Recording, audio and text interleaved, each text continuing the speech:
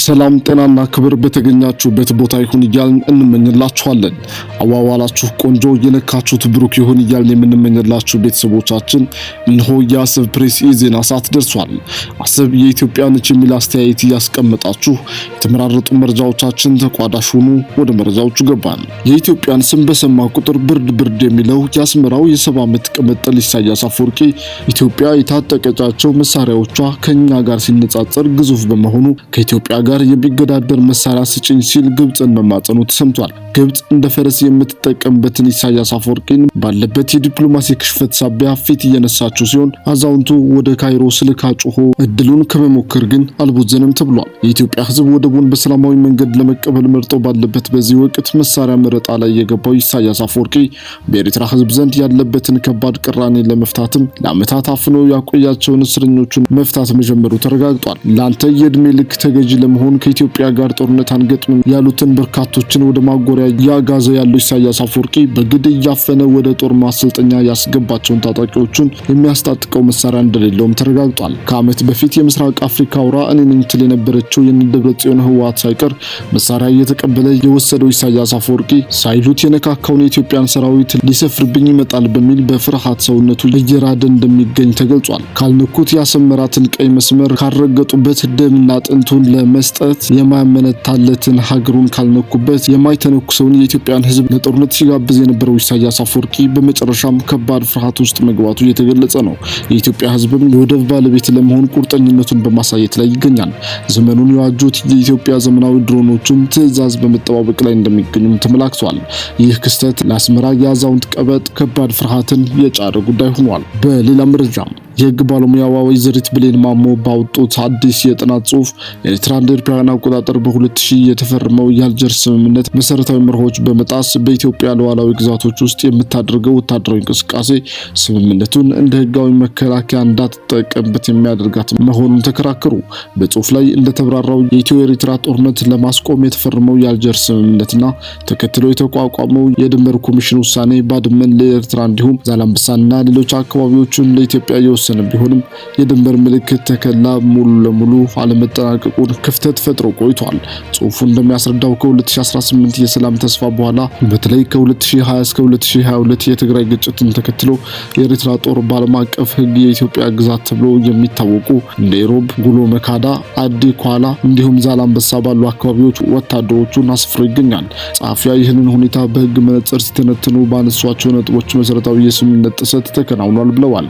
ይህን ሲያስረዱም በቪየና የውል ህግ ስምምነት አንቀጽ 60/3/ቢ መሰረት አንድ ወገን የስምምነቱን ዋና ዓላማና መንፈስ የሚቃረን ድርጊት ሲፈጽም መሰረታዊ ጥሰት ይባላል። የኤርትራ ጦር በኢትዮጵያ መሬት ላይ መቆየቱ የአልጀርስን ስምምነት ዋና ዓላማ የግዛት ሉዓላዊነትን ማክበርና ሰላምን ማስፈን የሚጣረስ ነው። ሌላው ብለን የሚከራከሩበት ነጥብ ኤርትራ ስምምነቱን በተግባር እየጣሰችና የኢትዮጵያን ግዛት ወራ እየያዘች፣ በሌላ በኩል ኢትዮጵያ የአልጀርስን ስምምነት እንድታከብር የምትጠይቅበት የሞራልም ሆነ የህግ መሰረት የላትም። አንድን ስምምነት እየናዱ ተመልሶ ያንኑ ስምምነት እንደ መብት ማስከበሪያ መጠቀም በዓለም አቀፍ ህግ ተቀባይነት የለውም ሲሉ ባለሙያዋ ይሞግታሉ።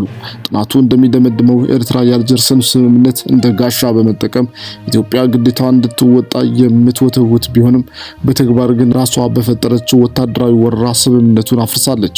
ስለሆነም አሁን ባለው ተጨባጭ ሁኔታ ኤርትራ የአልጀርስን ስምምነት የመጥቀስ ህጋዊ ተአማኒነት አጥታለች ስትል ባለሙያዋ በትንታኔዋ ገልጻለች። በሌላ መረጃም ፋኖ ህወሓት ግብጽና ኤርትራ በጋራ ሊያጠቁን ነው ሲሉ ጀነራሉ ተናገሩ። ከሰሞኑ በምዕራብ ጎጃም ዞን ህዝባዊ ውይይት ተደርጓል። በዚህ ስብሰባ ላይ የምስራቅ እዝ አዛዥ ጀነራል መሐመድ ተሰማ የተገኙ ሲሆን አስገራሚ ንግግር አድርገዋል። ጀነራሉ በሁሉም አቅጣጫ ኢትዮጵያን ሊወጉ ተስማምተዋልም ብለዋል። ከዚሁም ቀደም ኢትዮጵያ ከውጭ ኃይሎች የገጠማትን ወረራ እንዴት እንደቀለበሰችና የኢትዮጵያ ታሪካዊ ጠላቶች ከኢትዮጵያ ምን እንደሚፈልጉ በሰፊው ያብራራው ጀነራሉ በፋሺስት ወረራ ጊዜ በውስጥ ያሉ የኢትዮጵያ የፖለቲካ ኃይሎች የገጠማቸውን የውጭ ኃይል በጋራ ሆኖ መክተዋል። የአሁኖቹ ተቃዋሚዎቹ ግን ባንዳ ሆነዋል፣ ሰፊ ድጋፍም አግኝተዋል ሲል ታጣቂዎቹ ያላቸውን ድጋፍ ጥቂት የማይባል እንደሆነ ጠቅሰዋል። የፋኖ ታጣቂዎችን ጸረ አማራና ጸረ ኢትዮጵያ ናቸው ሲሉ የሚቀጥሉት ጀነራሉ የሀገርን ሉዓላዊነት ለባዕዳን አሳልፈው የሚሰጡ ናቸው በማለት ከባድ ወንጀል አቅርበዋል። እንዲህ ሲሉም ይቀጥላሉ። እነዚህ ታጣቂዎች ከግብጽ ከኤርትራና ከህወሓት ጋር ተወያይተው የጋራ ሰነድ አዘጋጅተዋል። በሰነዱም ኢትዮጵያ ኢትዮጵያን በሁሉም አቅጣጫ እንውጋት እያሉ ነው። መሬት ላይ ያለው እውነታ ግን እነዚህ ኃይሎች በዋሉበት እንኳን እያደሩ አይደለም። ከዛሬ 2 ዓመት በፊት ግን ዞኖችንና ወረዳዎችን መቆጣጠር ችለው ነበር በማለት ፋኖ ከግብጽና ኤርትራ ጋር የጋራ መግባባት ላይ መድረሱን ተናግረዋል። የውጭ መረጃም ኬንያውያን ሰልፈኞች በተለያዩ የአፍሪካ ሀገራት ያለውን ግጭትና ጦርነት ቀውስ በተመለከተ ዓለም አቀፉን ማህበረሰብ ዝምታ ነቀፉ። ከነዋሪዎች፣ የሰብአዊ መብት ተሟጋቾችና ከሲቪል ማህበረሰብ ድርጅቶች የተውጣጡ ኬንያውያን ሰልፈኞች በሞምባሳ ከተማ ለሳምንታት የዘለቀ የሰላም ጉዞና ሰላማዊ ሰልፍ አካሂደዋል። ሰልፈኞቹ ሱዳንና ኮንጎ ዴሞክራቲክ ሪፐብሊክን ጨምሮ የአፍሪካ ሀገራት እየተካሄደ ያለውን ግጭትና የእርስ በርስ ጦርነት በንጹሃን ላይ ያደረሰ ያለው ጉዳትና ሰብአዊ ቀውስ እየተባባሰ ባለበት በአሁኑ ሰዓት የዓለም አቀፉ ማህበረሰብ ብዙም ለጉዳዩ ትኩረት አልሰጠውም በሚል ተችተዋል። በአህጉሪቱ የተለያዩ አካባቢዎች እየተደረጉ ያሉ ጦርነቶች በአስቸኳይ እንዲቆሙ ሰልፈኞቹ በአጽንኦት ጠይቀዋል።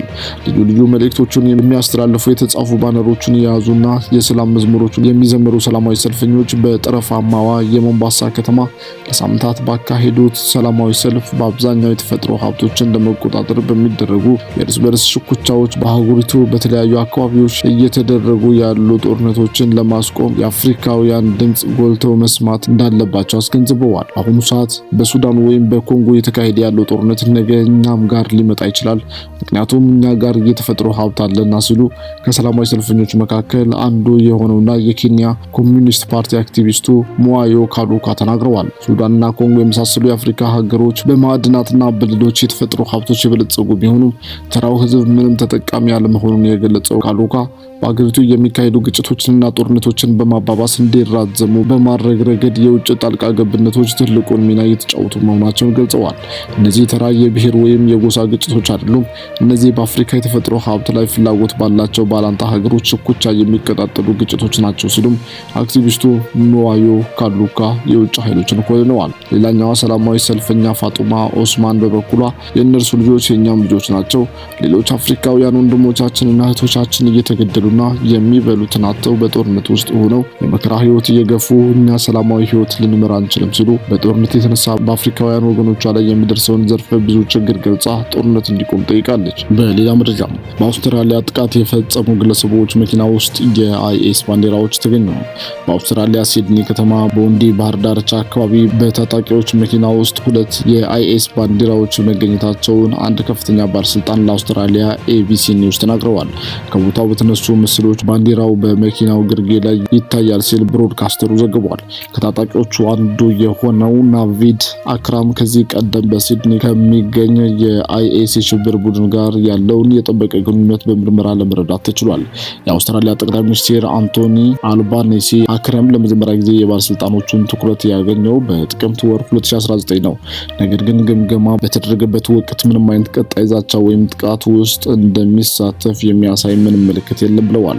በተጨማሪም የአውስትራሊያው ኤቢሲ እንደዘገበው የጸረ ሽብር ፖሊሶች ሁለቱም ታጣቂዎች አክራምና አባቱ ሳጂድ ለአይኤስ አሸባሪዎች ቡድን ታማኝነታቸውን አሳይተዋል። ክቡራትና ክቡራን የዩቲዩብ ቻናላችን ቤተሰቦች እስከመጨረሻው ስለተከታተላችሁን ከልብ እናመሰግናለን። ለቻናላችን አዲስ ሆናችሁ ሰብስክራይብ በማድረግ በየዕለቱ አዳዲስና ትኩስ መረጃዎችን ማግኘት ትችላላችሁ። በቀጣይ መረጃ በሌላ ቪዲዮ ተመልሰን እስክንገናኝ በያላችሁበት መልካም ጊዜ ተመኛለሁ።